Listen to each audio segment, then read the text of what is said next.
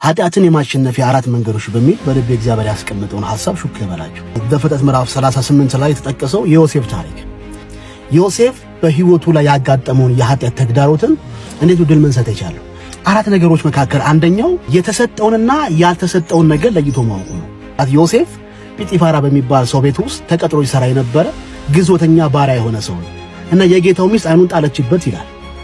መቼም ኃጢአትን ወደኔ አይምጣ ብለ መከልከል አትችልም።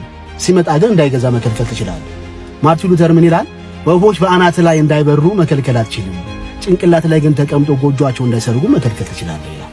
ዮሴፍ ተፈተነችበት አንዲት ሴት ፍራው እንድተኛ ስትጎተጉተው፣ የሱ መልስ ግን አንድ ነገር ነው። ጌታዬ አላት ንብረቱን ሁሉ ሰጥቶኛል፣ ያልሰጠኝ አንድ ነገር ቢኖር አንቺን ነው አላት።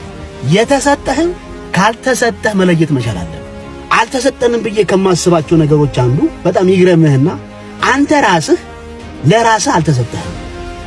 ምንድነው እያልኩኝ ያሉት? መጽሐፍ ሲናገር በዋጋ ተገዝታችኋልና የራሳችሁ አይደላችሁም።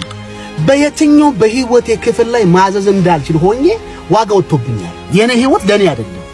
አስፈቅጄ አዝበታለሁ እንጂ ያሻይል ላረግበት መብትና ስልጣን የለኝም። የተሰጠህም ካልተሰጠ ለይተህ ወቅ። ያገባ ከሆንክ ከሚስት ውጭ ያለች ሴት ያንተ አይደለችም። ያላገባ እንደሆንክም እጮኛህም ብትሆን ያንተ አይደለችም። አንዳንዱ ተላላ ነገ አገባታለሁ በሚል ዛሬ የምታውቁትን ያስባል። ያንተ አይደለችም። ስለዚህ ዮሴፍ ምን ጠቀመው? የተሰጠኝን እና ያልተሰጠኝን የማውቅ ዜጋ ነኝ ብሎ ያሰበ ግሩም ሰው።